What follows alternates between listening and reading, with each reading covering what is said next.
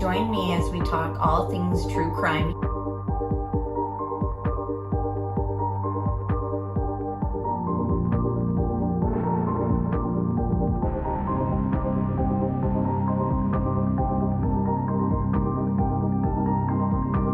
Made contact and shattered. The missing 4-year-old. The parents have called in and advised that the mother has went through a wall, came home, now they can't find her. Turn it over to another agency. Chad, where are Lori's kids? They've been missing for 4 months. You have nothing to say? 4 were stabbed multiple times and were likely asleep during the attack. Some had defensive wounds. Most of them had just like one that was the lethal stab wound. Oh, what a tangled web we weave. Once I told a lie, then I told my family. I had to keep lying.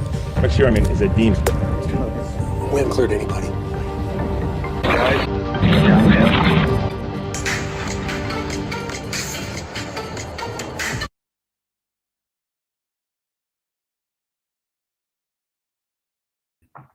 Hi, everyone. Thank you so much for being here. I really appreciate everyone joining me tonight for another deep dive into the Watts case and another live stream on ATS News. I invited my friend CDT. She's very busy, so I'm not sure if she'll be joining us tonight, but either way, I hope you guys enjoy what we're going to dig into and stuff that we're just going to kind of go over.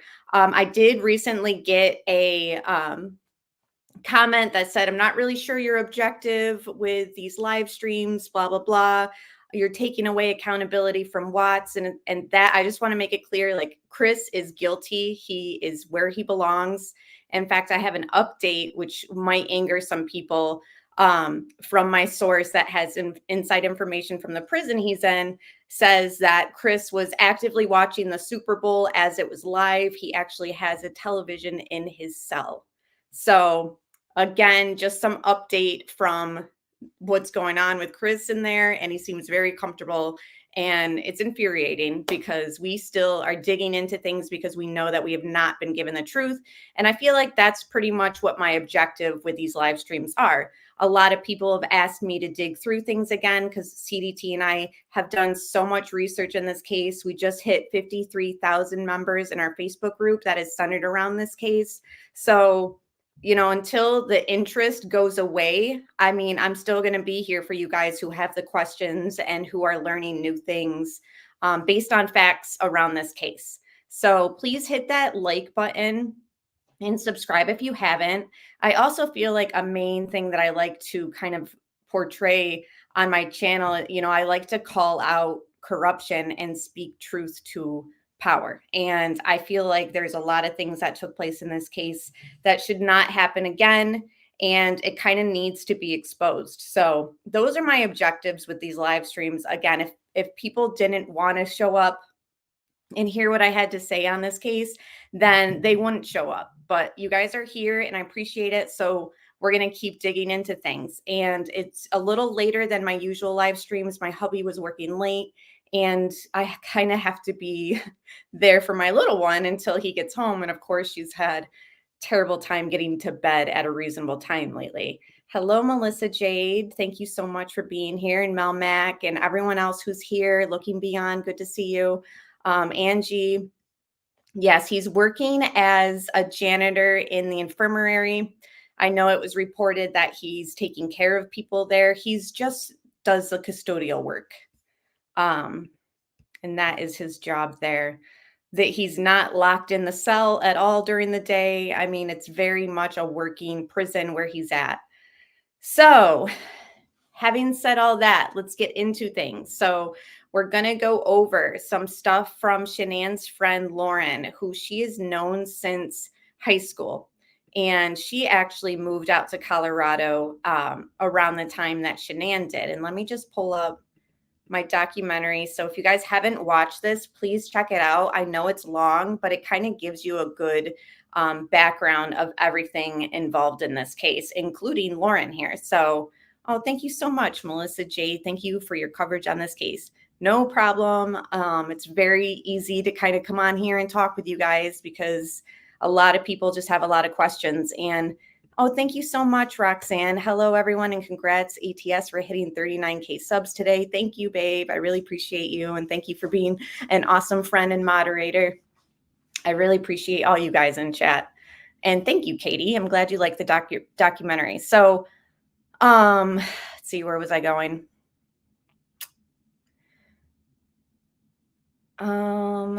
Yeah, thank you, Kimberly, saying so many questions. So that's kind of what I wanted to say too, is the stuff that I have to share tonight, you're not going to walk away feeling like, finally, I have an answer for this thing that I've been wondering about this case. Like, I really feel like you're going to walk away with more questions, and I'm sorry about that. But I listened again to Lauren's interview. I've only taken a small part of it and clipped it, and we'll listen to that. But let me just show you who Lauren is, you know who I'm talking about, okay? One of those people where if you were upset and you need to talk, you could call her. If you were excited about something, you could call her. Definitely that person. She was an amazing cook. She was made to be a mother. So you could tell just they were her life. She's a hard. All right. And again, you can watch the rest of that on my channel. And I hope you guys like it. And thank you, Angie, so much for the super sticker. All right, so now what I want to do is jump to the clips that I've put together. And these clips will have things from the prison interview of Chris speaking. It's also going to have clips from his interrogation with Tammy after the polygraph was done. It's also going to have clips from Lauren's interview. So I'm going to pause it along the way. It's around, I think, 12 or 14 minutes. And I was editing it today. Oh, no, Christine, you don't have to thank me for not trashing Shanann. In fact, that was another thing that I was busy doing today, deleting comments. I'm telling you, ever since that one channel got taken down, it's like all the trolls are coming over here. I cannot do my comment section with people saying, I'm literally quoting word for word, no sympathy for Shanann. Like, what? I'm sorry, but no, that's not going to be on my channel. Thank you, Melissa. Choo choo, hit the thumbs up. Thank you so much. Yeah, it really is disgusting. It's like, have your opinions, but don't come here and bring that energy over here. I just can't. All right. So again, I might pause and kind of narrate a little bit and explain why I chose these clips. I read the Bible. It said, where the scripture says, don't forgive these people for they do not know what they do. Maybe she was saying that. I don't know what she was saying in her head, but she, So he's talking about the moment that he attacks Shanann allegedly in the bed. I personally think that she was attacked in bed or in that area because of the sheets were stripped, but I don't think that it happened the way that Chris says. I think he's continuously lying. Here, for some reason, he brings up, quote, these people. Now you can say, oh, he's just quoting that quote from the Bible.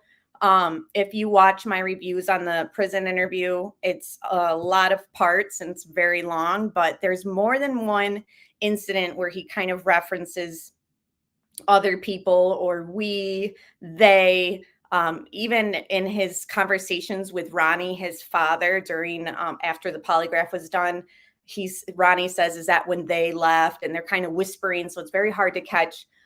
So that's another reason why I kind of included this, because in my opinion, I believe that there's more people involved. So just to lay that out there in case you guys are new here, I believe there's more people involved. Another reason why I'm showing, I know some people might be a little grossed out by Chris with his shirt off. I think it's very important to go through these visuals, because if Shanann and the girls, and we know that Bella fought back, we know she fought her attacker. This isn't just coming from information that we have been given like over through the media, but it's right there on her autopsy that she fought her attacker and there was blunt force trauma, etc.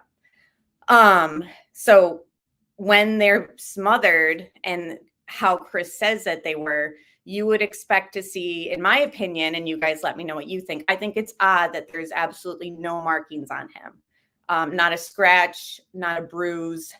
People have said, I believe that Shanann was attacked while she was sleeping and he pinned the covers over her so she couldn't move. I understand that theory.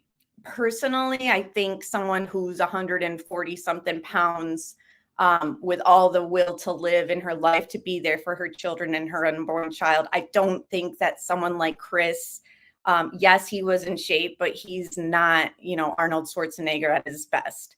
I don't think pinning someone down with sheets is an accurate story or theory. And even so, I think that Shanann would have some sort of bruising from that kind of pressure on her, from trying to kind of get out from underneath these sheets. She has none of that.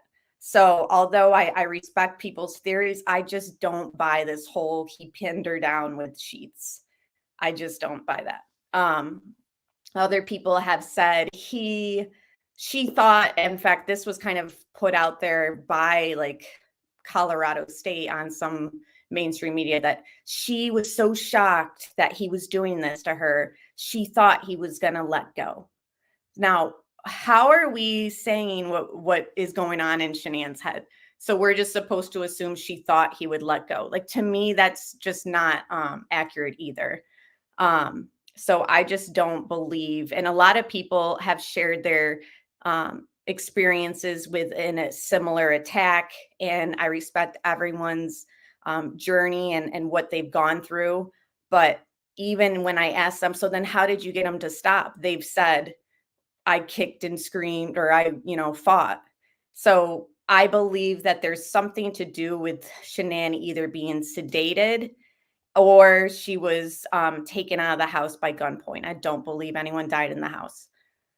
That has been explained a lot in previous live streams. So I really am not going to dig too deeply into why I think she was sedated and all that. You kind of have to follow this along the way. So this is episode, I think, 14.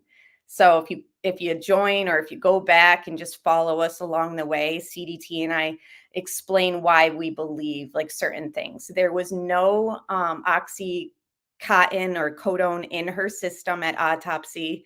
That is not true.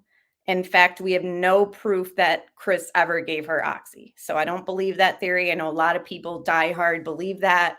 The only thing that we have related to oxy in this case is he searched oxy 80 on his phone, like when we look through his phone data. And then after he's in prison, his third confession, I call it, is when he talks to Cadel, that author, and he starts saying things that are like opposite of what he said in his first and second confession. And statistically, confessions, once they start changing, get less and less truthful over time. So that was after the oxy theory came out. And by the way, my girlfriend was in an accident when she was pregnant, and they prescribed her oxy. So the whole theory that, oh, well, they wanted to cause a miscarriage, they're not, there's no proof that that would have happened. That's just my opinion. Now, I know some people are very much stuck on certain theories, and that's totally fine. You have every right to be. And thank you so much, Johnny, for the tea. And everyone, here's some decaf tea. And hello, Unravel. Good to see you. Oh, I'm so glad. I really appreciate that, Nana. Okay, so carrying on. While we look at Chris shirtless, imagine, he's taken down allegedly 3 people, not a single scratch on him. He did have something on his neck that looked questionable, but not even broken skin. Like, it wasn't a scab. It wasn't blood that was drawn. It almost looks like a burn or like a hickey in a way. Like when you guys told me, like, take off your shirt and check for defensive wounds, and there wasn't going to be any. She didn't fight. I don't know why. If she didn't could she grab your arms, or were her arms pinned down, or? Not that I remember. I don't think so. And again, people believe certain things that Chris says. So the same people who believe certain things he says will say he pinned her down with a sheet. Well, here he's asked that, did you pin her down? And he says no. So then people will say, well, he's lying. So it's very hard. It's very much why I call this series the Enigma, because he lies pathologically. And so does Nicholkessinger, and so does the district attorney. So that's why this case is just so much of a puzzle, because you don't know what to believe. And then certain things that they've said, all 3 of them, including the DA, have come back and changed their theories. Yay, Florida's here. Yeah, they really were perfect for each other. Yeah, the tribal tattoo and the brown bikini. I know, it's terrible. Yeah, a whole bunch of liars. So that's the other problem with this. And I'm not saying the theories that I have, I've figured out where he's telling the truth and lying. You know what I mean? In fact, my theories have changed over time too. So certain things I'm like, well, I thought that was true, but now I just don't think that anymore. Like for instance, I don't believe that they had sex that night. And Chris never mentioned that they had sex in any of his first police interviews or when he writes out for Coder what happened. None of that is mentioned. And then as soon as he's in prison, that theory comes out of nowhere, you know? So it's like, again, statistically, when stories start changing, it gets less and less truthful. So I like to go back to, you know, his interview with the, you know, even though he's lying, even though I don't believe Shanann killed the girls, that's the other problem is his first confession is totally not the truth because we know she didn't kill her own children. I don't want to miss these super checks, but while I have it paused, let me just scroll up. Thank you so much, Christina. I really appreciate you for that super sticker. And that's such a pretty pic. And now I'm scrolling down. Debbie, thank you so much for becoming a new member. I'm so happy to have you here.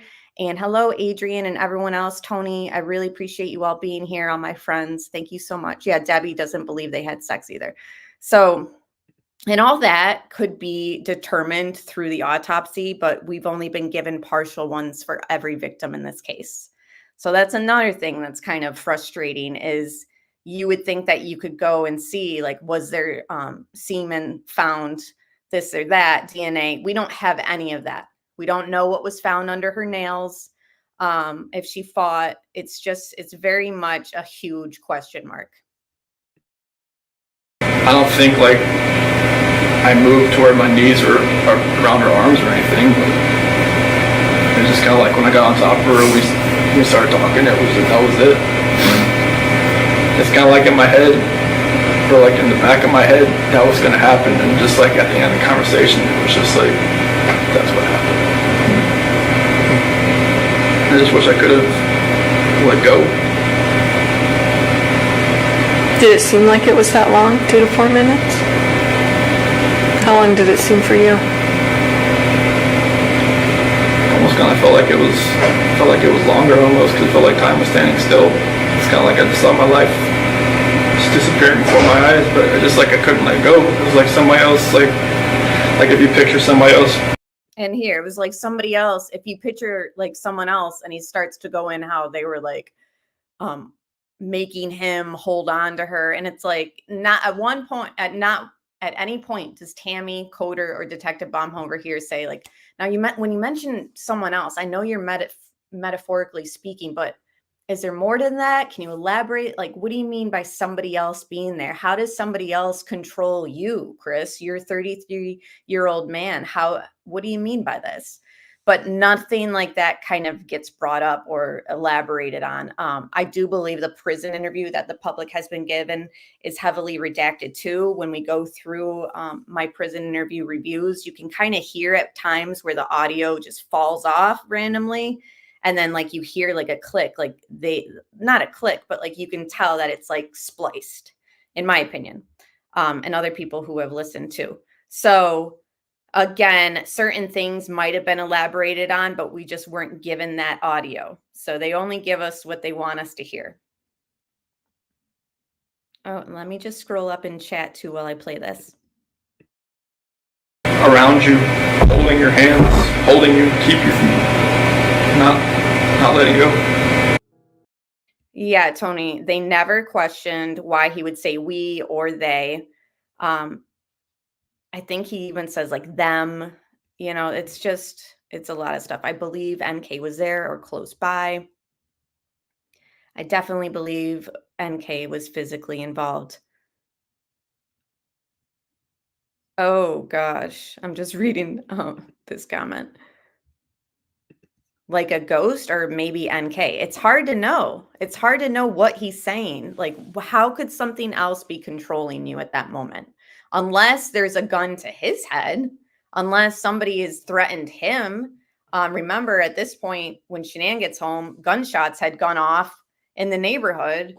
around midnight before she got home. So what exactly was taking place? Were people, pressuring or using force to make sure this plan was put through? Who knows? The prison interview is heavily spliced and spicy. No. Yeah, exactly. I don't know why she was there. Yeah, it was another thing he said, and that was before he even got arrested. Hello, dog. Good to see you. So glad to have you here. All right, let's keep going. And you guys tell me, I mean, the whole kind of few minutes of these clips is kind of questioning like why Chris has no defensive wounds on him. Now, Shanann could have been maybe overpowered or asleep or sedated or at gunpoint or held down by sheets. But we know for a fact, a medical examiner and injuries to her, Bella fought her killer. And I don't believe, well, he put a blanket over her head. There's no fibers found in her breathing area. So, that happens when you have, like, when you're suffocated by a blanket, or, like he theorizes. And thank you, CK, for becoming a member. Appreciate that. And welcome. And hello, Marshall Dove. Good to see you.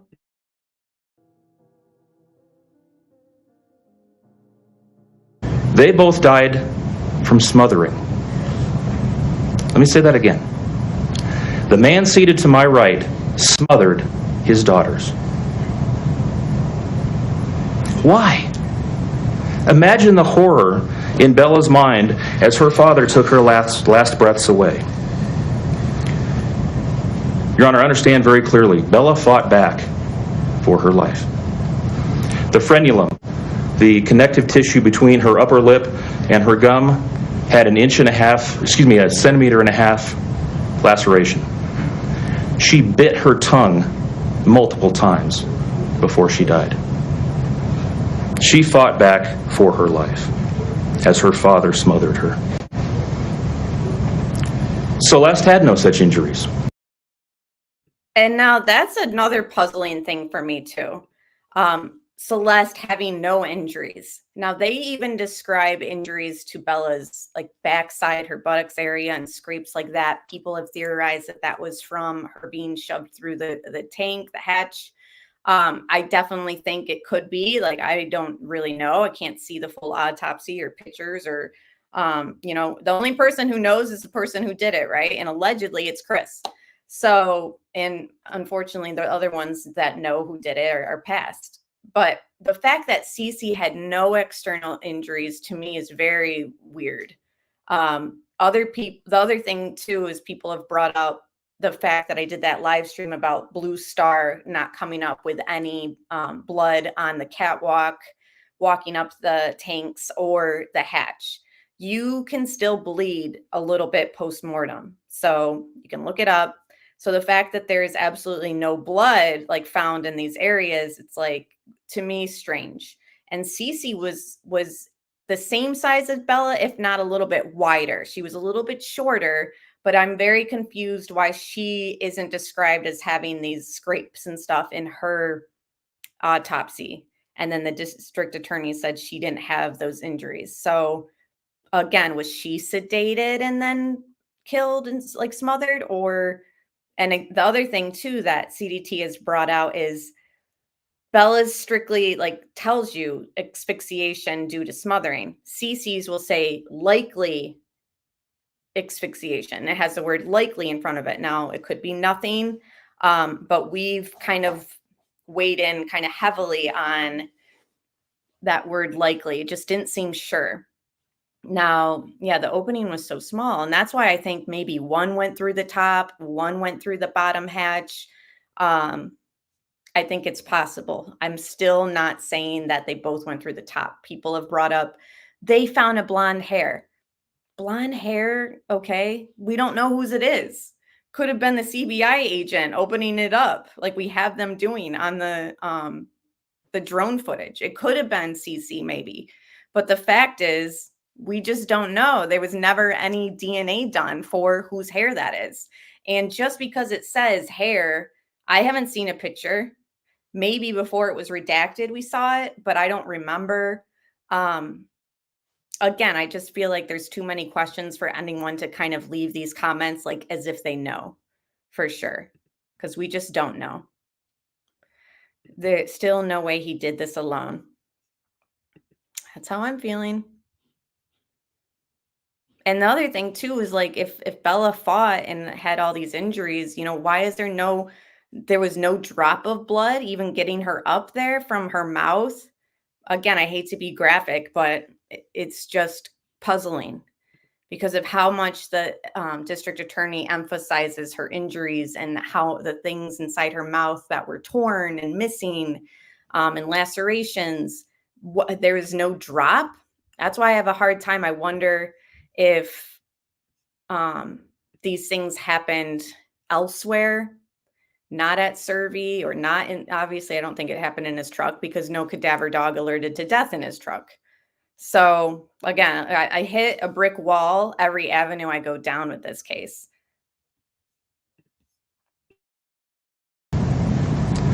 In fact, she had no external injuries at all. But according to the medical examiner, she was smothered nonetheless.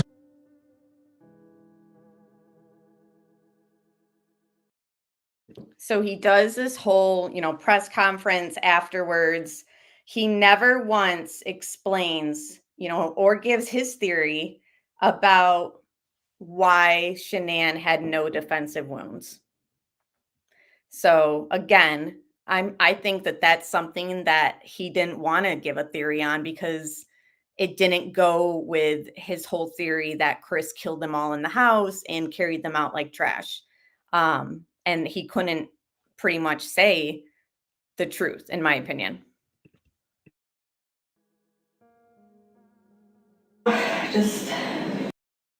Okay, now we're going to get into Lauren, her friend's police interview.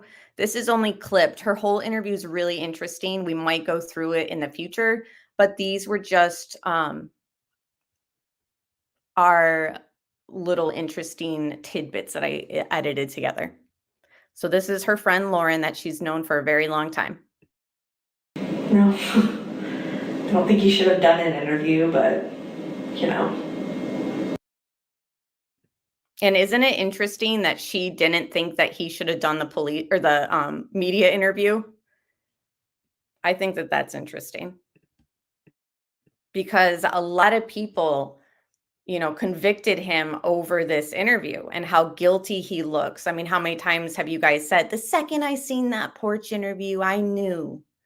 And again, what exactly do we know? Yes, he looks deceptive. Yes, he looks uncomfortable. Yes, he looks nervous.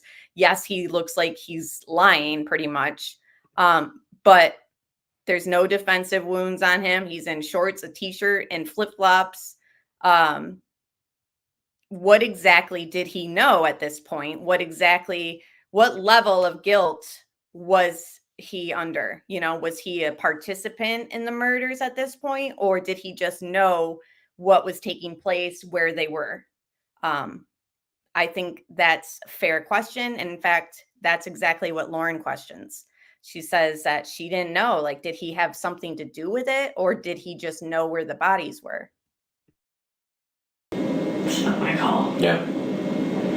Okay. So what are you thinking about the entire situation at this point?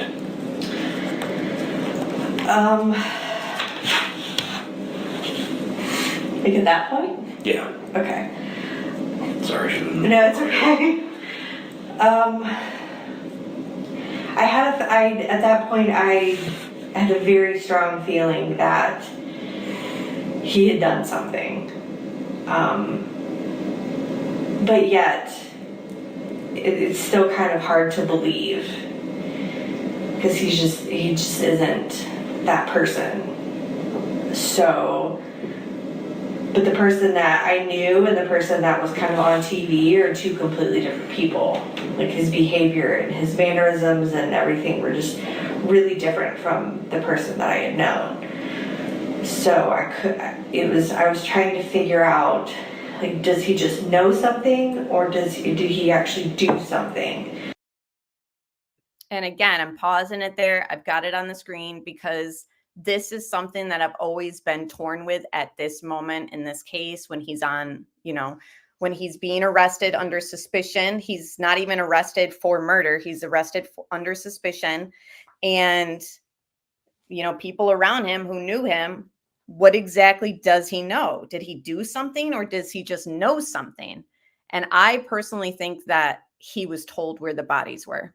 I know that's going to make people mad, infuriate some, but that's just my opinion. I think that he definitely had a participating role with Shanann, but I just do not believe that he killed his children, especially with hearing, you know, Bella fought her attacker. I mean, I've got a little one around the same pounds as Cece and Bella, and she's a little fighter. Like when I try to brush her teeth too, like they fight hard, even though they're little toddlers. And I believe that Chris would have some mark on him. That's just my opinion. You guys let me know. And also those on replay, please, you know, let me know too. Was he threatened? I think when they seen him do a police interview, just like I had said in a previous live stream, Chris had said to somebody after this interview that he used to work with, I never should have talked to the media. And that person who had that conversation with Chris calls the law enforcement and says, you know, I thought it was strange that he said that. So take that for what you will. You know, some people interpret some things one way and other people interpret things a different way. Like, we just don't really know. He is chilled because he thinks the girls are still alive. I do think that that's a possibility at this moment. And he says, if somebody has them, just please bring them back. You know, I need them here. And he's doing that like awkward giggle and laugh. And it's like, you know that he's holding back. Like there's definitely something he knows. But how can any of us know, you know, what exactly he knew at this moment? You just can't. You weren't there. I wasn't there. So I just feel like he doesn't have long sleeves on and somebody else did. Right. NK had long sleeves in all her interviews. That's why I think Shanann was asleep too, because she would have fought back and gave him a run for his money. She wasn't one to fight or to back down. Right. And I honestly think even if you're asleep, like that's almost even more reason to be on the defense, because you're woken up and you don't know who's got you. So Karen says he regretted talking in the media because that caused the kid's demise, possibly. Bingo.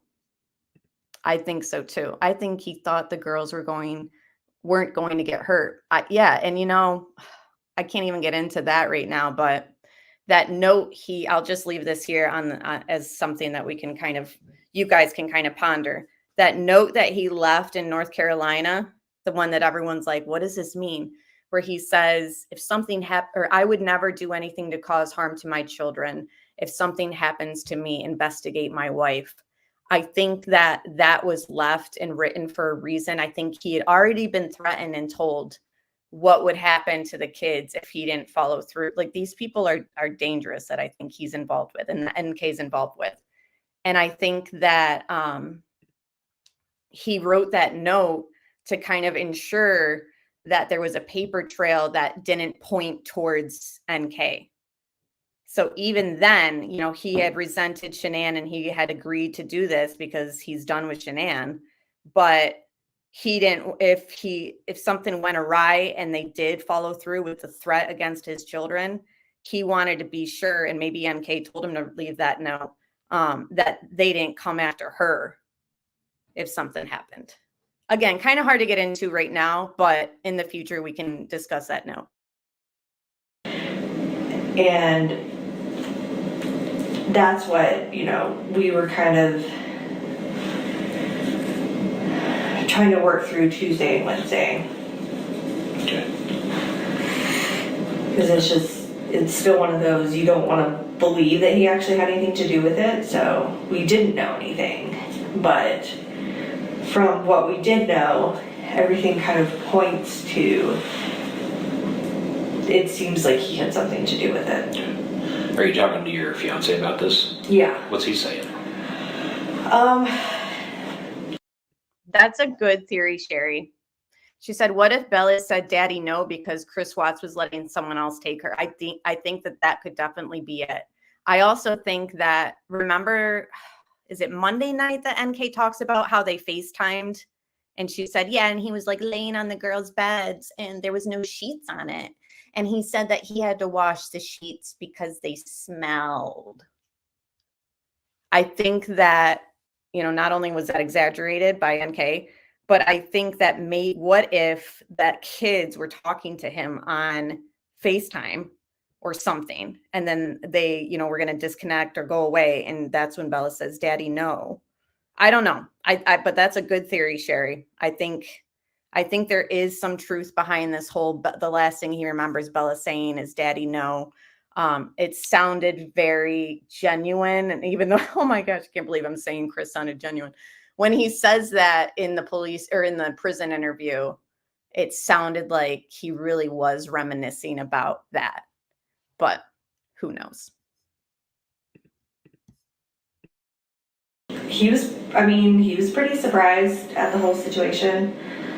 He had met Chris a few times and they got along really well.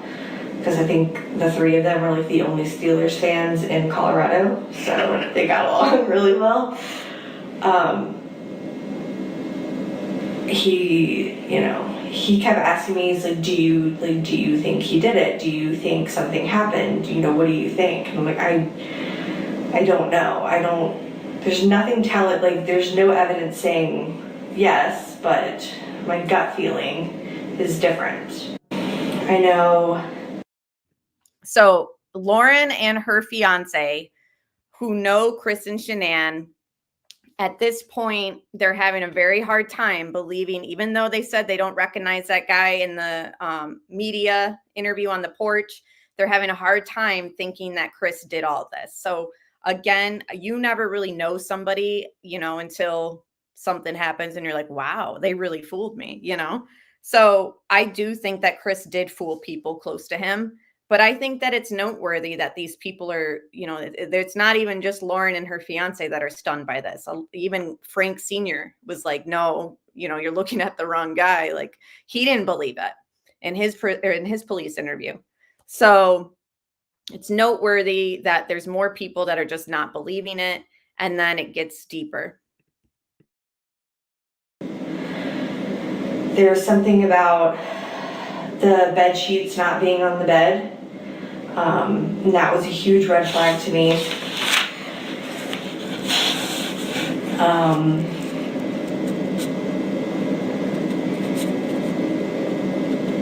Who told you about the bed sheets? Nicole.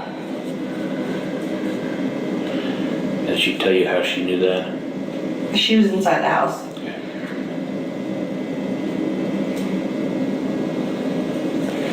Did she comment about that being unusual? Only after I said something. What did you say to her? I said, that's not right. And she was like, I know. Just because of how Shanann is, she wouldn't, her bed is never stripped of sorts. So if she's remaking her bed to wash her sheets, she makes her bed again. She would have just left it all unmade like that. So her bed's always made? Yes. What about the kids? Always made. Okay. So I think in part 2, one of the first few parts when CDT was on, we went through the body cam footage. You guys were all there. And we go to the kids' room and Detective Baumhofer turns to Chris and he says something about the children's beds not being made. And he asks him, is that usual or is that typical? And Chris, we called it out. We said he's lying. He's like, yeah. She doesn't always make the bed or something along the lines of the unmade bed being normal. And we all, even chat was like, no, that cannot be. There's no way that Shanann would leave not only her room that way, but the children's beds not made. So here we have someone who's known Shanann since high school, pretty much knows her morning routine. She cleans in the morning, yada, yada, yada. She would not leave those children's beds unmade. So again, another thing that we kind of had an indication okay, that is not normal. And our intuition, I think, was right. Again, you don't know everyone's every step every morning, but I do believe that Shanann would have made the bed. Sometimes It's either right after they get up or as soon as she gets home from taking them to school. But I mean, she does all of her cleaning and stuff in the morning, so her house is always really clean. I don't know how she does it.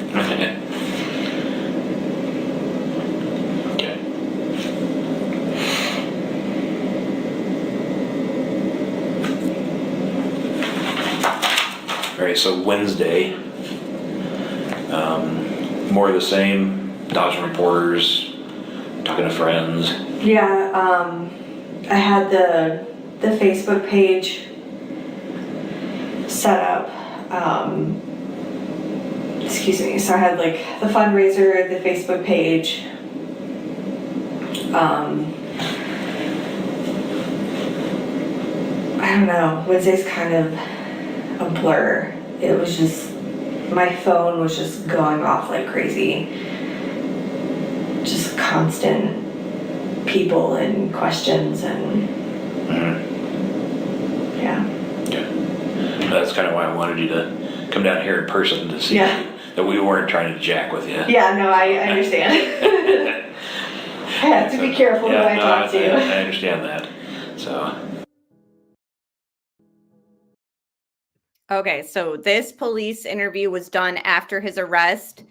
The officer is asking for Lauren to kind of recap everything that she was hearing, and as the week goes on, even before Chris is arrested and after. So we're going to flash back to the interrogation with Tammy and Chris, and I keep playing these clips because they really are vital to my theory, just in the case in general, in my opinion. And it really is unfortunate that things took a turn for this this way, because even to this day, people are believing Chris's first confession that Shanann killed the girls. And I just think that that's wrong. And I think that there's a possibility somebody else killed the girls. And I mean, the little kids, but I just don't believe it was Chris personally.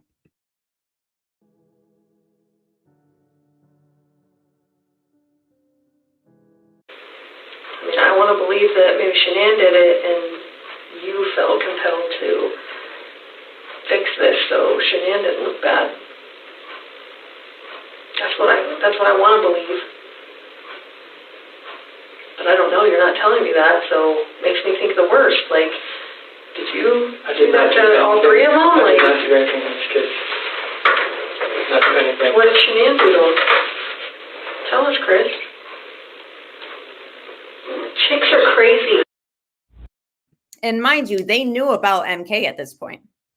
So when she's saying, what did Shanann do? Why wasn't that, replaced with, what did Nikki do? Chicks are crazy. It's just ridiculous. And by the way, they had the drone out there. They knew where Shanann's body was. They had opened the tanks. We see it on the drone footage. We did not need it to go down this way for him to say where the bodies were. So that's another misconception that needs to kind of just be like hashed out. Like, no, Chris didn't just tell them where the bodies were. Like, the drone footage is during the day. This is well into the evening. Like, they knew where Shanann was. So. And again, a lot of people in chat are even saying they have a hard time believing that he even killed Shanann. And CDT said that, I believe, in our last conversation, that she's not even sure he physically killed any of them. And of course, you go to prison for life, even if you conspire to murder. So he is where he needs to be forever. But it's just one of those feelings where you feel like, wait, but I feel like there's other people that are just off scot-free. And the DA is just happy that they've got the conviction. Sherry says, I think he was told where the bodies were put. I think so too.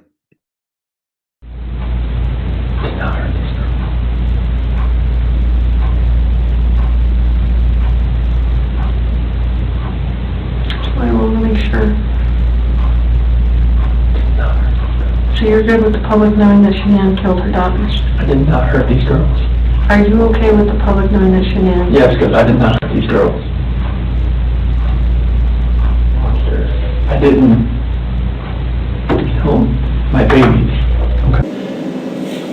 Anything else about Wednesday that stands out in your mind? Okay, now we're back to Lauren discussing Wednesday. This is after his arrest. And that's what the officer kind of wants to get information on from Lauren. What were you told after he was arrested? Okay. So I assume at some point on Wednesday you hear about Chris being arrested. Yes, her mom called me. Her mom called you. Mm-hmm. Okay. And what's your initial reaction to that? I think I had a panic attack. Did so? Not like a severe one, breakdown. but yeah, because up at that point I'd been like, you don't know what's going on. Like they're just missing at this point. But then once he gets arrested, you know, kind of makes everything a little bit more real to the worst case scenario. So I talked to her mom, and then maybe 10 minutes later, it was like all over the news that. Okay, so this part is important. So please hone in and listen in on this, and I'll explain why, or maybe you'll catch on why it's strange. He was arrested and had confessed, and then the news that he was arrested and had confessed, and then. What does her mom say to you? She tells me that they had taken Chris into custody, and I said, for what? And she said, on suspicion of, I think she said on suspicion of murder. She said, he just said that he knew where they were. She said, but the news is going to report something different. So. Okay, so Sandy, and again, this is not criticism towards the Ruseks. I believe that they're pretty much a pawn in the district attorney's little game too, to get his conviction that he wanted. And they're, you know, obviously in shock and devastated, and are victims in this case, and thoughts and prayers sent to them always. I've linked Frankie's YouTube video, his channel, in my documentary, and says, if you want to show support to the family, please subscribe to Frankie Jr.'s YouTube channel. People have their opinions. I really don't care your opinions on either of the families, because it doesn't really pertain much to the case, besides the fact that the Watts just never went to the wedding, which I think started the resentment against Shanann from Chris. Anyways, so Sandy is told by law enforcement, obviously his confession involved blaming their own daughter. Oh, thank you, Cher. And likewise, good to see you. So Shanann is blamed for the children's deaths, and the Ruseks are informed, in my opinion, about his confession, which is false. You know, I don't believe that they were killed by their mother. And I don't think that law enforcement believed that either, because they actually fed that narrative to him. You've seen Tammy do it. You've seen her harp on it. I clipped it, but that whole harping and, you know, what did Shanann do to them? And, you know, this and that, blaming Shanann, that went on for a while. And then finally, Chris was like, told his dad, yeah, that's what happened. Anyways, so Sandy is probably told that they're going to tell the media that he confessed to it all, because they don't want to drag their daughter. And I think that the Ruseks agreed, like, yeah, please, like, we don't want that out there. I don't want people thinking my own daughter killed her kids. So here Lauren is saying to Sandy said to her, he told them where the bodies were, but the media is going to say something different. And although I see that, yes, they were just, I can't believe I paused it on this picture. Yes, I believe that, you know, they were protecting their daughter and they thought it was the right thing to do. When you look at the case as a whole and looking back, you're like, damn, because that was like, you can't just put a false narrative into the media when there's somebody's life at stake. And when I mean that, I mean, like, he does, even though he's a POS, like, he deserved a fair trial, and we could have got closer to the truth had things been handled differently. So now we're here wondering, like, who's involved in all this stuff, but it was already being spun the day that he was arrested. That night, that he confessed to it all. And here Sandy is telling Lauren, like, okay, well, he actually told them where the bodies were, but the media is going to say that he confessed to everything. So I don't know about you guys, but I just think that that's wrong.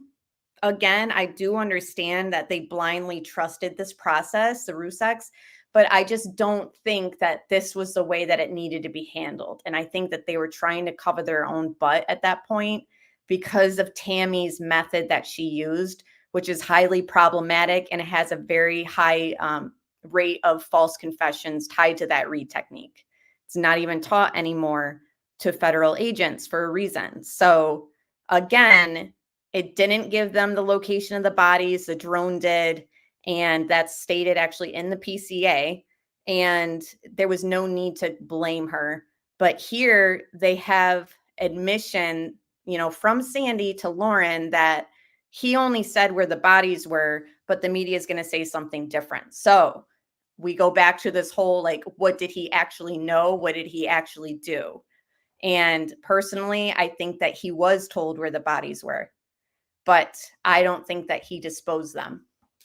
My personal opinion, you guys let me know your opinions. And again, I'm open to all theories and all opinions. So let's hear that again and go further.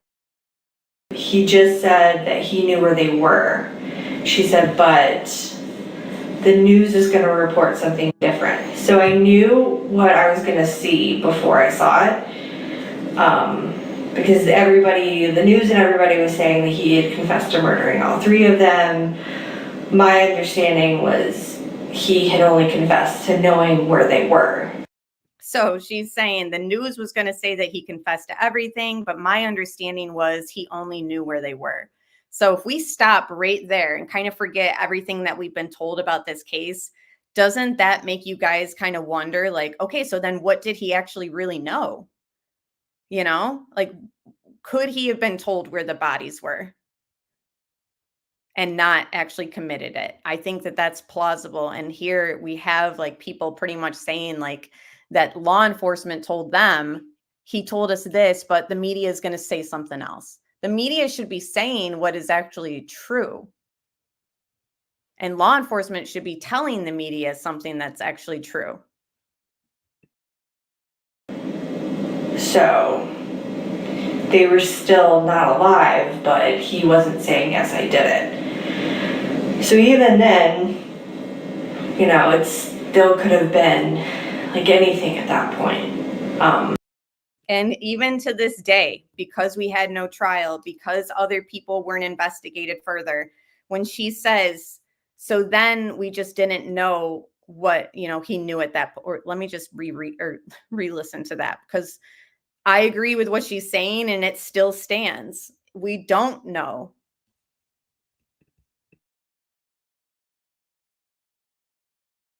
And, it still could have been like anything at that point. It still could have been anything at that point because he had only said where they were. It was pretty shocking.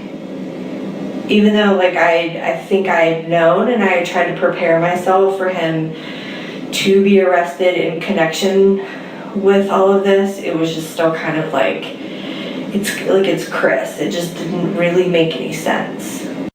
Now, she knows Chris, and she's saying it doesn't make sense.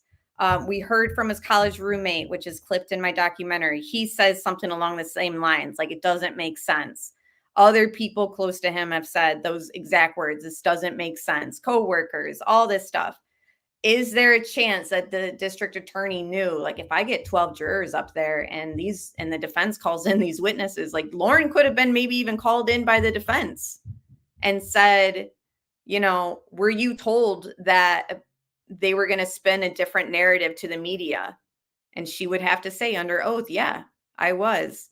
And that's problematic if you're a juror, and if you're the district attorney and you're on trial. So if you think about it like that, it makes sense why there was like a rush to kind of sign this plea deal. I think that Nicole Kessinger was given a deal. I'm not sure what exactly. And other people have said if she was caught lying, then her deal would be null and void. To which I say nobody's fact checking her. So once that investigation ends with the plea deal, then that's it. He's confessed to it all in that plea deal. So anything that she kind of lied about, or they could have caught her lying about, it's not really going to take away her deal because he's the convicted killer for the crime. Still doesn't really make any sense, but you know. Sure. Okay. All right. And I assume you've seen all the subsequent stories that have come out, and some true, some not so truthful. So I assume you saw one specifically related to him dating somebody at work. Yes. Tell me about that. Did you have any knowledge of that? Did Shanann ever suspect that? Here we go. This is what the whole live title is about in the thumbnail. Made jokes, kind of. And ever she had made jokes, kind of, about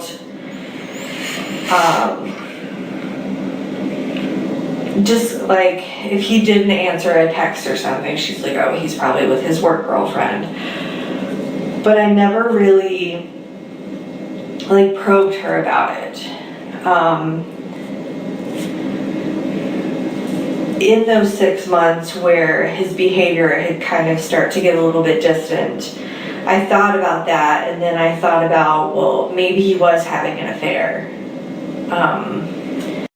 So she's saying that in the 6 months that he was becoming distant, she remembered back to Shanann mentioning, oh, he's not answering, he's probably with his work girlfriend.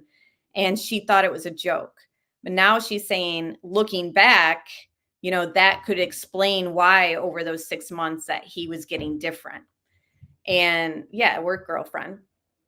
So this kind of gives more, I guess, circumstantial evidence that the affair was longer than 6 weeks, like we've kind of all assumed, and I've talked about with CDT numerous times.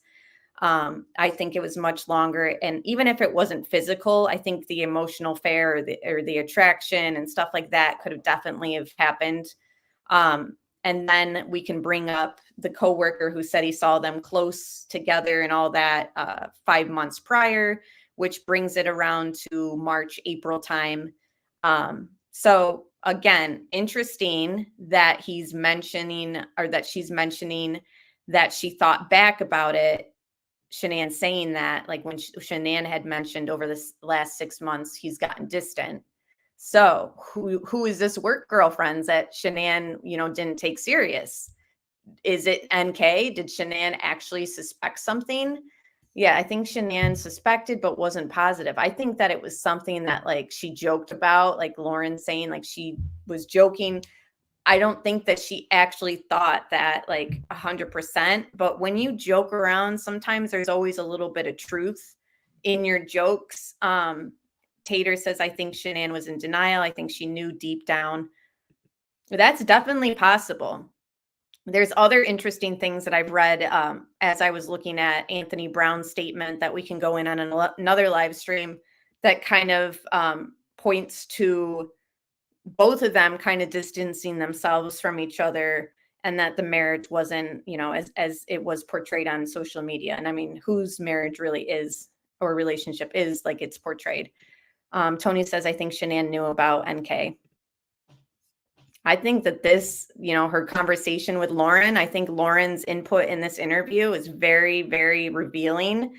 Yeah, Johnny is my YouTube boyfriend. Yep, that's right.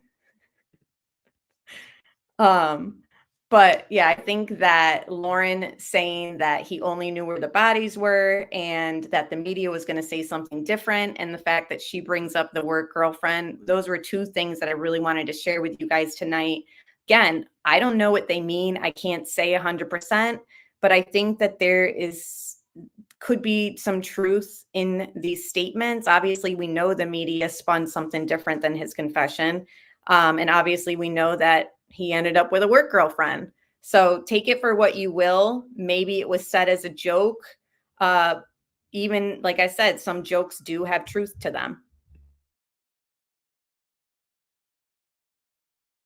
Maybe he was having an affair. But even then, it still just, it seemed weird because he didn't really seem like the affair type of person.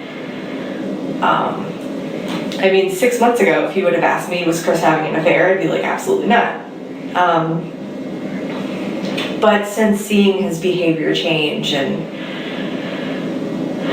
So she's saying 6 months ago, no, but seeing his behavior change, looking back, she's thinking, maybe there was something to that whole, like, oh, he's probably with his work girlfriend.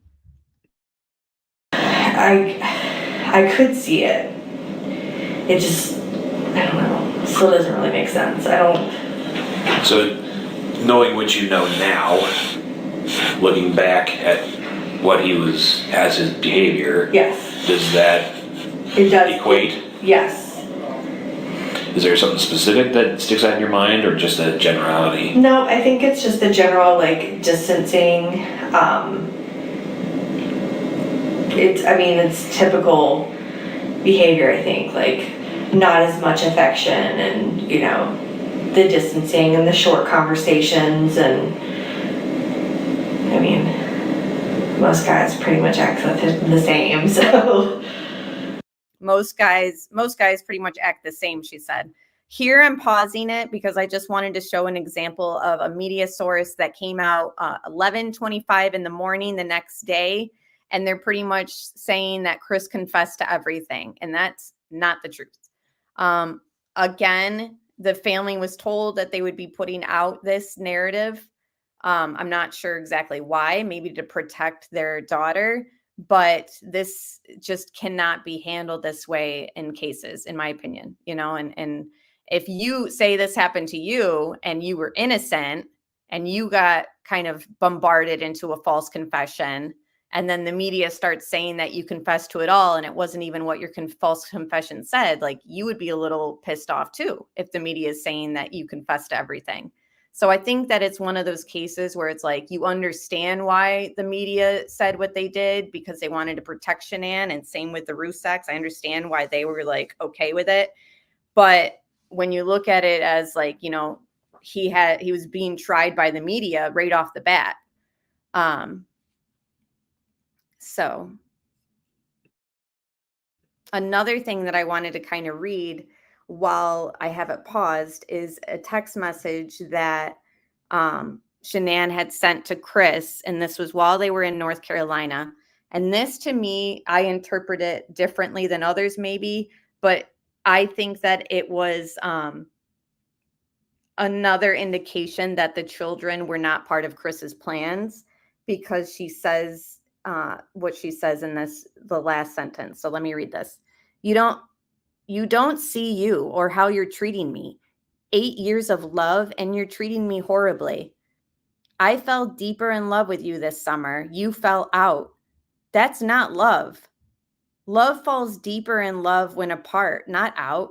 You don't love me, and you have a horrible way of showing it. And then this last sentence, you haven't fought for me this week.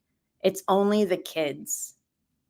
So that was while they were in North Carolina, having a texting fight. No, this is Lauren's interview, Go Gators. Sorry. Lauren was a high school friend. This was while they were kind of arguing via text while in North Carolina. She's saying, you're not even fighting for our relationship.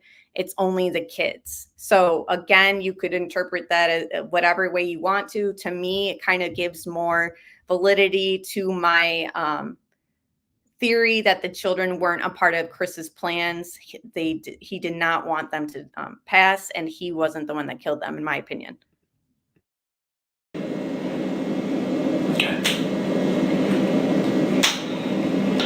All right, so other than the joking, did Shanann ever talk to you about that, confide in you that she thought he was having an affair, anything like that? No. Right. Tonight, we have learned from 2 law enforcement sources who are close. Okay, so tonight we have learned from 2 law enforcement sources who are close to the investigation. So this is the night he's arrested, says that Shanann killed the girls, so he had to kill her. The clip or the photo on the right is a tweet, and it's dated and time stamped. It's almost close to midnight, but that's the night he's arrested, August 15th, and it's saying that he confessed to killing them. So again, already spinning the narrative while Chris is pretty much being booked in the vehicle in that videos that we've seen. And, right off the bat, the media is saying he confessed to it all. He confessed to it all. To the investigation, they tell me that this husband has confessed to killing his family and he is now detained. We have also learned some other information here. Law enforcement believes they know where the bodies are buried and they are in the process right now of trying to recover those bodies. Police officers and other officials working on this investigation are not releasing much more information. Okay, so now we're going to get into some screenshots from social media that were taking place and spreading like wildfire after the arrest, and everyone's kind of getting information slowly through social media and all that. So it says, now again, I don't know these people. We don't even know if these are like real.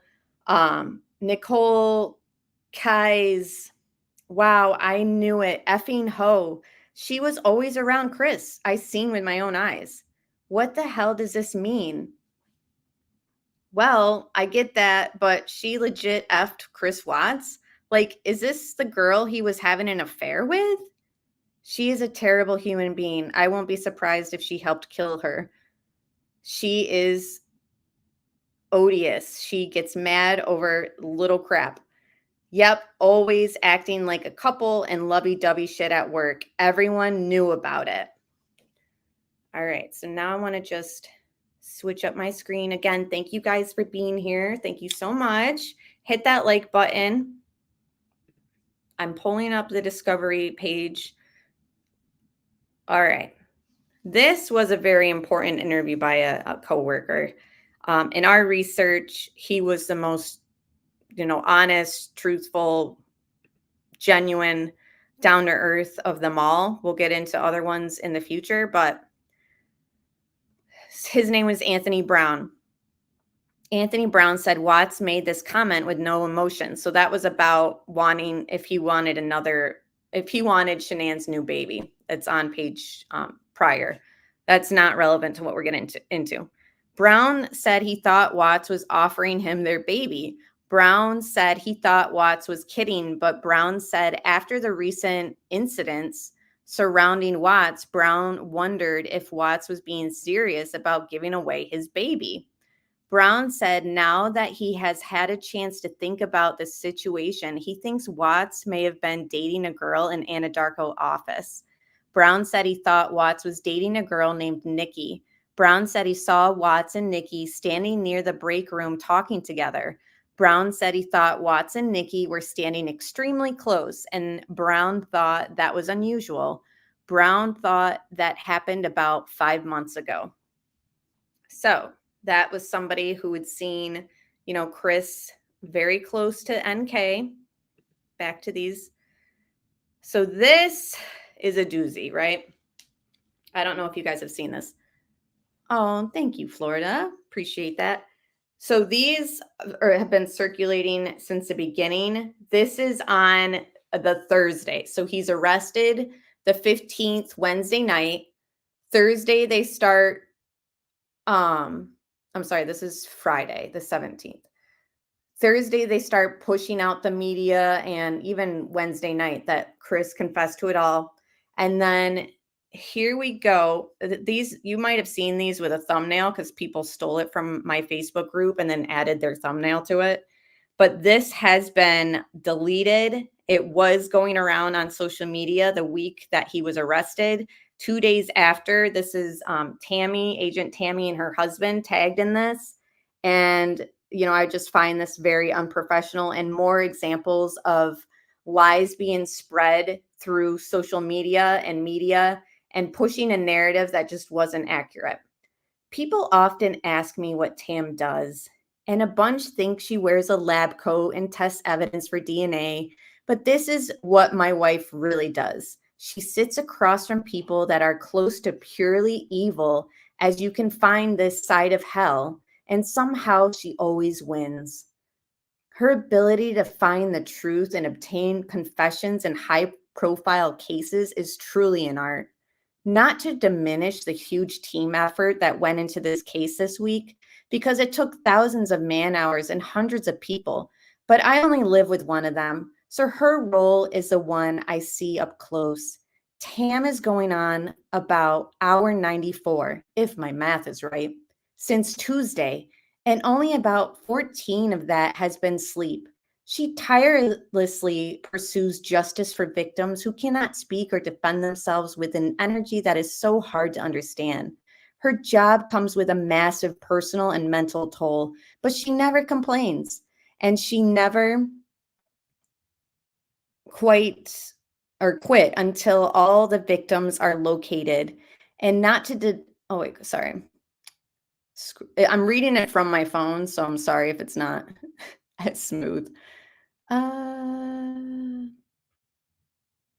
Okay, never quits until all the victims are located and the monster is in jail.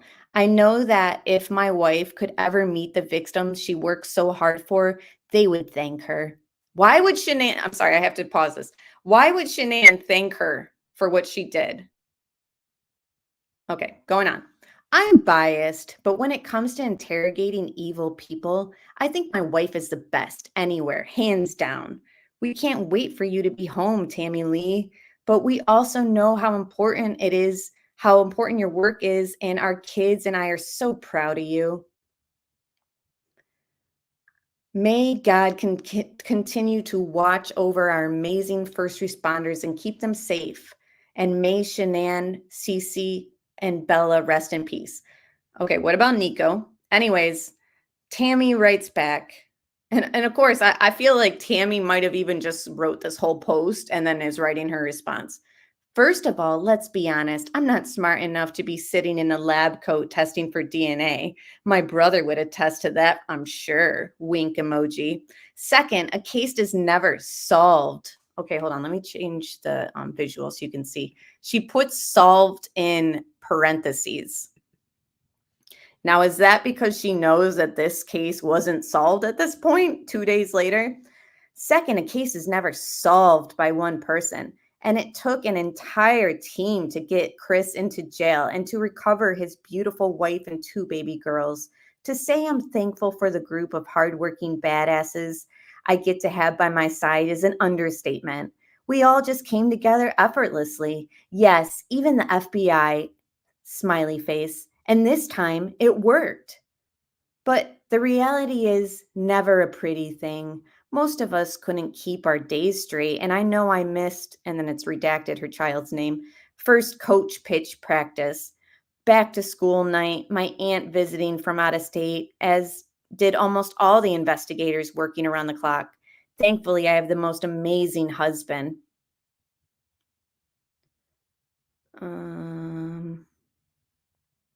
Let me change the screen for you guys.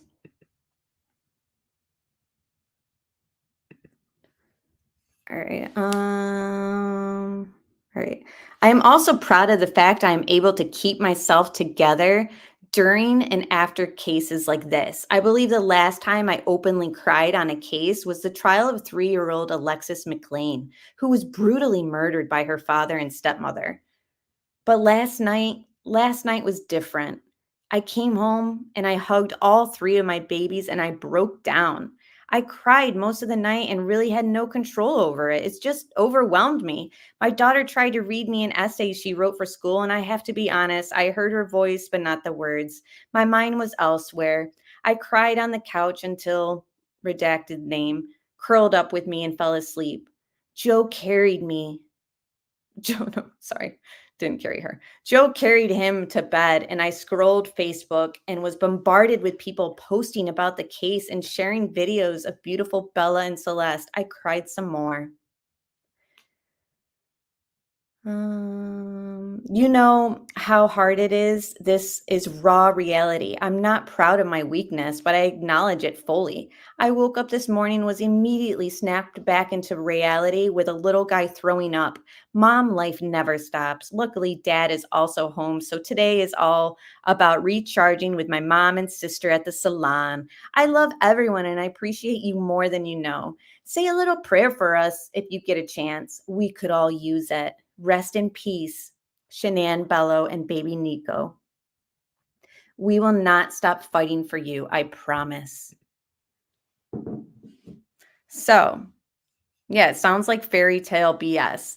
And it was all like praising her. She works so hard, so tirelessly. And it's like talking about how her lack of sleep, all this stuff. And it's like, well, maybe you weren't in the right time or mind frame to be doing that interrogation because you pretty much blamed the victim. And then now your husband's out here saying you barely got any sleep all those days. Like maybe she was spread a little too thin, you know? It's not solved, it was closed, right? Right? So yeah, these messages, of course, were then deleted, and I think that there was backlash against it. I think a lot of people saw this and were like, wait a minute, just as narcissistic as Chris. I mean, I'm going to leave that there as a possibility. This is the same person who said there was way more to do on the case. Contradiction right there. Yeah, and this whole last thing, we will not stop fighting for you, I promise. Promises, I guess, are easily forgotten. Yeah, how embarrassing. For real. There was something else that she said that I wanted to kind of elaborate on, but I didn't want to stop reading it. Oh,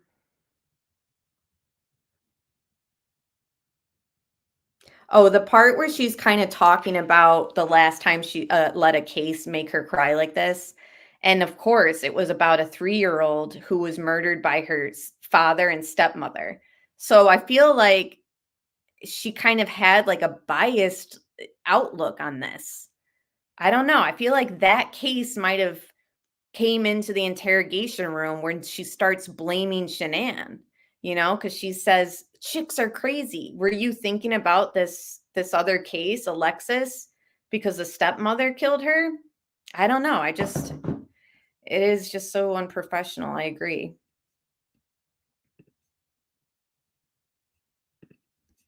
Alrighty. So those were the things that I wanted to share with you guys. I guess now, thank you. I need that tea so badly. Now we can kind of, let me know your thoughts. Do you think that the girlfriend that was mentioned to Lauren in jest was, could be about NK? And also, do you think it's right that they were already being told, friends and family were told, he told us where the bodies were, but the media is going to say something different? Do you think that that's right to do? Yeah, getting her 15 minutes of fame. If you, this is going to sound so like bashing of her, but if you look at pictures of Tammy before this case, and then you look at pictures of Tammy after, it's almost like she morphed into Shanann's lifestyle and like look. She didn't dye her hair dark, but she's just done up very, very, she looks totally different. She looks very pampered and she got like Botox, all that. Okay, yeah, I don't think it's true because it's not. Yeah, I don't think it's right because it's not true. No, I don't see the reason to put out false information. And then we have the problem that we talked about previously. Let me just share my screen. About his attorneys. Now, this is the 18th that this was reported. Yeah, she's bragging about going to the spa with her family. That would hurt Shanann's family. Right. And then like leaves it as like prayers. We'll never stop fighting for you.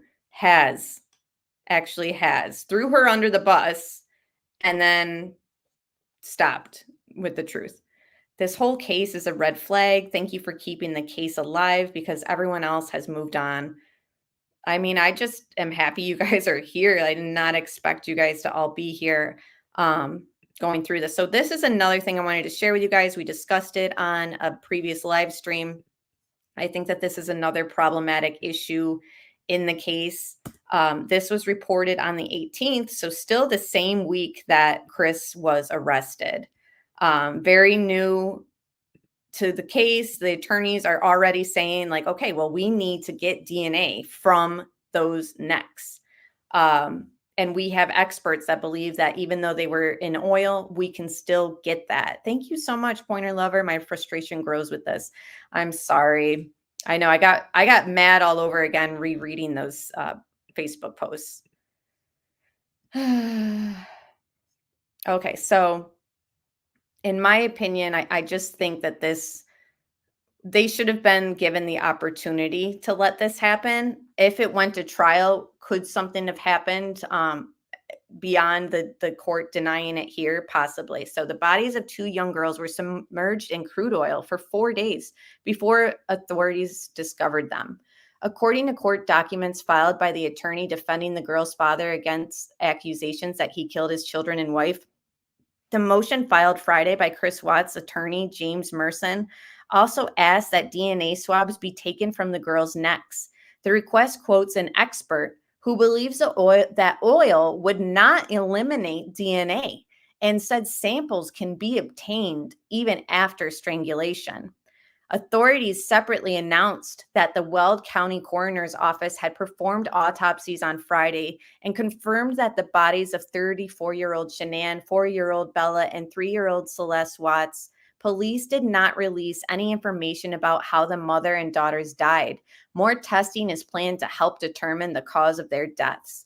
Rick Eikelenboom, I'm probably mispronouncing this name, but he's an expert, and he's the expert that was cited by Watts' attorney. So it says Richard, I'll just say Richard E., the expert cited by Watts' attorney, also recommended taking DNA samples from the girls' hands and the hands and nails of their mother.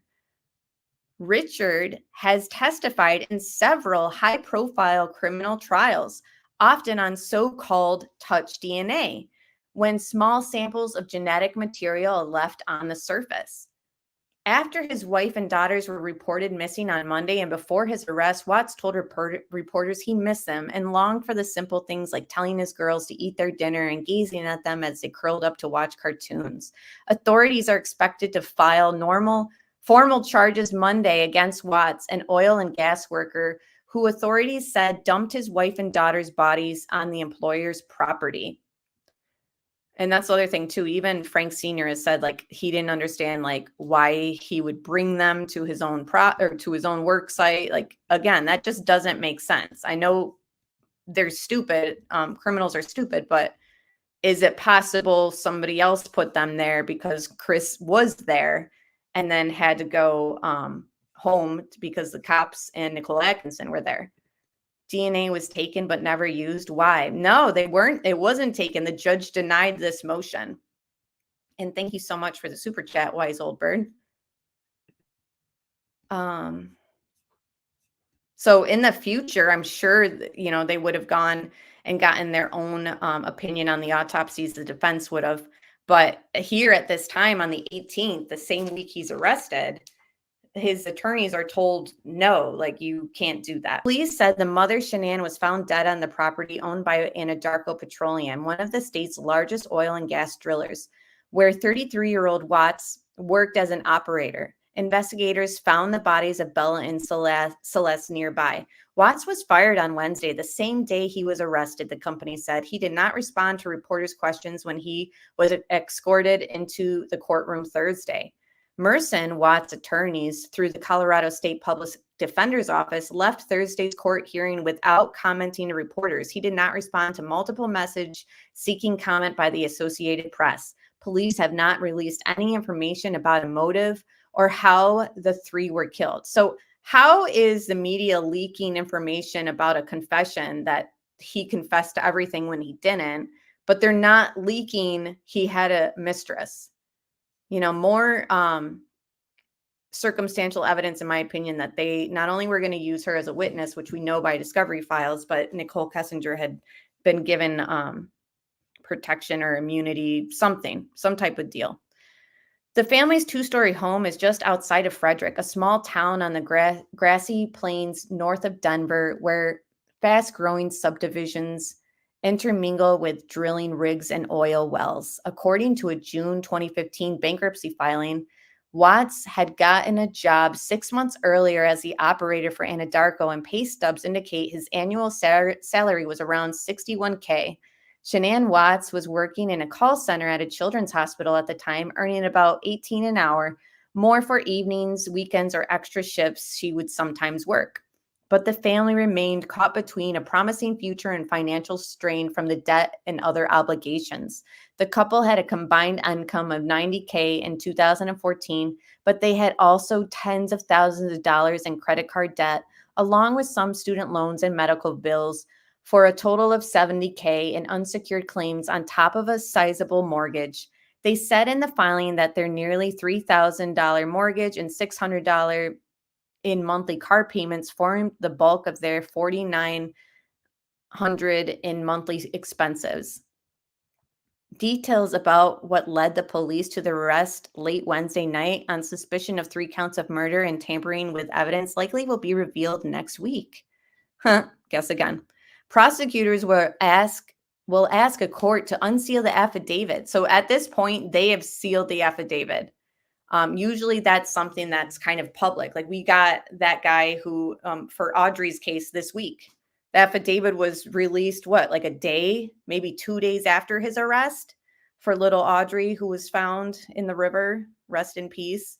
But, here they had sealed that. And I showed you guys the affidavit in another previous live stream. Half of it's redacted. The whole redacted part is about Nicole Kessinger. Family and friends of Shanann Watts are left searching for answers, trying to reconcile Watts' cheery Facebook posts about her daughters and her pregnancy and her love for her husband with the pending charges. Ashley Bell met Shanann Watts about 2 years ago when the mother of 2 came into Bell's new tanning salon. The 2 women quickly became friends, and before long, they were texting and calling each other almost daily. Their daughters played together during salon visits. "I just don't understand it," said Bell, who described Watts as a loving father. Shanann was from North Carolina, and her parents' next-door neighbor, Joe Beach, said he saw her recently when she visited the neighborhood of modest homes in Aberdeen. "We were talking about general things about her 2 girls and how we were doing and how life was in Colorado. She didn't give me an indication that there was anything wrong. She seemed pretty happy." Shanann Watts had recently shared with her family and friends that she was pregnant with their 3rd.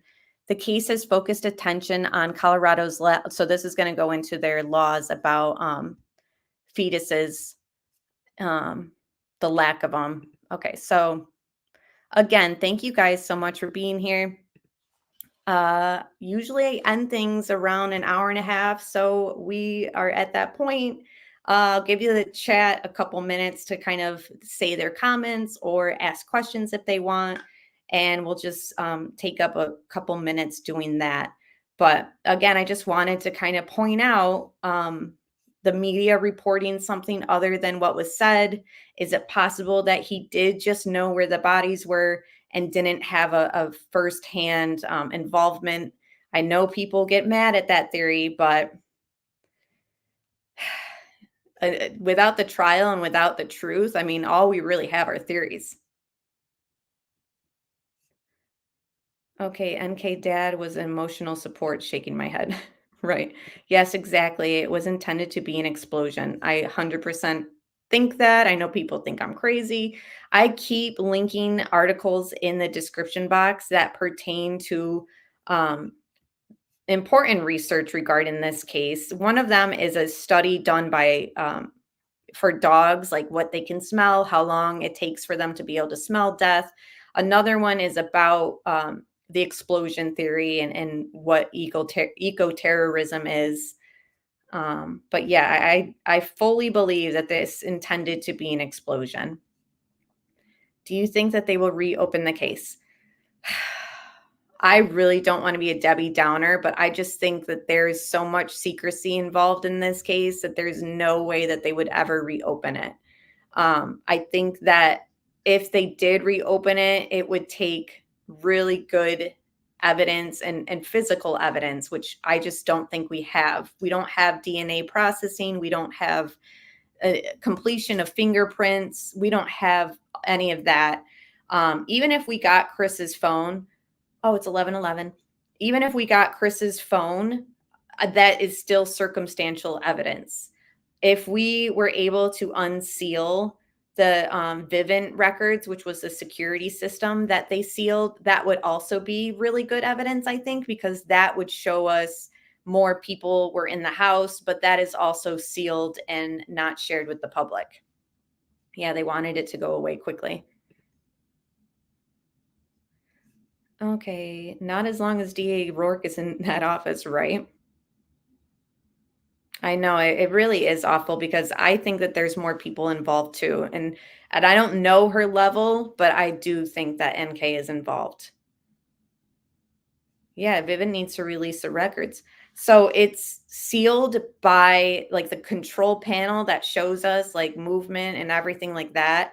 It's not Vivint who has but they might have their own, but I don't know if they hold on to records like that. What I do want Vivint to release, which I don't know if we ever would either, because that would take like a warrant through a judge and stuff. But every time you call Vivint or any security system, it has that automatic, like, we record you for quality control purposes and all that, because you're discussing like home security and stuff, they record it. I would love to know what Chris was calling Vivint for in July and what those calls were about. They just wanted to point the finger at one guy and close that book. Yeah. And then once they pointed the finger at Shanann, it was kind of like, oh dear, how are we going to explain this to the family? Tell them that he told us where the bodies were, but the media is going to say something else because we know that she didn't do this to them. And the family was on board with it because, of course, why wouldn't they? Can you imagine if and then the PCA gets released and then the media was kind of covering it here and there that like he blamed Shanann and people were like, what a POS, that's ridiculous. When really, if you watch the whole thing, it was Tammy who blamed it. And he said, no, no, no. NK was the instigator. Yeah, she's like the catalyst of this whole crime. What is Vivint? Vivint is like, do you know what Ring camera is? Like we have Ring camera. It's like the brand, I don't know. It's like a security thing, but Vivint pretty much is another company that they had, the Watts had. It's a home security system. Thank you, Karen. So that's what they had. That would show us why doors were opening and closing and all that after Chris left the house, but it's all sealed up. Anyone can change their name, no different than changing your last name when you get married. And why, if you have nothing to hide, are you behaving the way she does, you know? Yeah, it was the alarms and the motions, and it would tell you when a door was kept open. Chris claims that he had gotten an alert after he pulled away to go to work that the garage door was left open. And then he tells numerous officers the day of that he got an alert that the door was left open. But when Nicole Atkinson got there, it was shut. So he did shut the Ring camera off at the front door. Yes, the camera at the front door. Yep.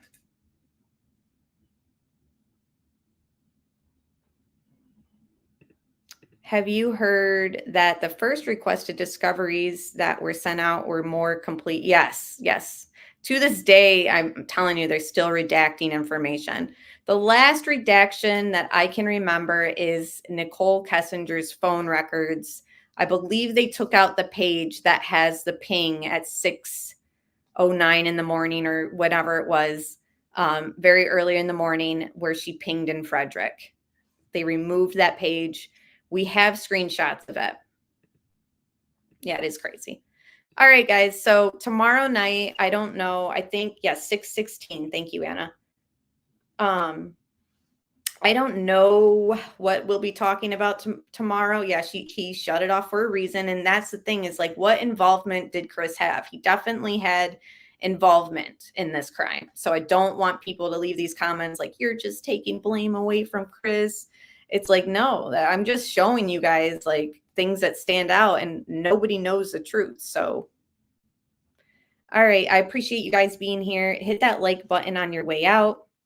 And yeah, we'll talk very soon. Tomorrow night, I'm going to go live. I think I want to talk about Adam Montgomery's verdict, but we'll see. But tomorrow night, I'll definitely be live. Please come join me for other live streams. That's the other thing too, is people say like, you know, cover other things. And I had a really good stream on Selena. If you wanted to watch that, that came out this week. It's a review of the new documentary with Yolanda. And we kind of pretty much tear it apart and just talk about the Selena case. But you know, come here. And I mean, I dig into other cases too. So that's the other thing. Like people get sick of me covering Watts. Well, then show up for when I cover other things.